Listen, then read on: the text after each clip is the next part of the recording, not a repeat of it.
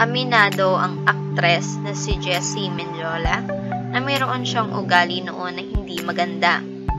Kaya't humingi ito ng paumanhin sa mga tao na napakitaan niya ng hindi magandang pag-uugali.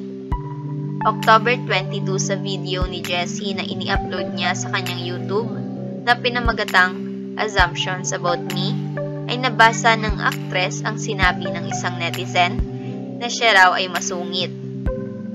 Nung medyo bagets-bagets pa ako, masungit talaga ako. Kasi hindi din talaga ako masaya sa buhay ko. Paglilinaw ng aktres. Aminin ko talaga, masungit ako.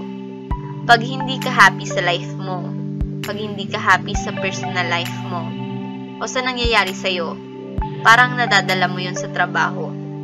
Nadadala mo yun kung saan ka man pumunta. Kasi syempre, hindi masaya yung heart mo. Hindi masaya yung isip mo.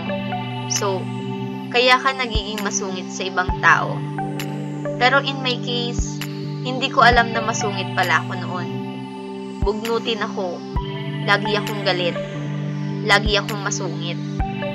Sunod na lahat ni Jessie.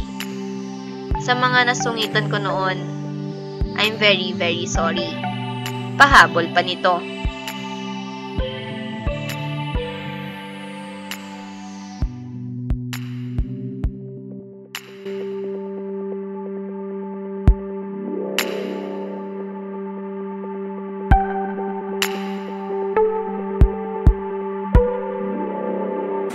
Share, subscribe.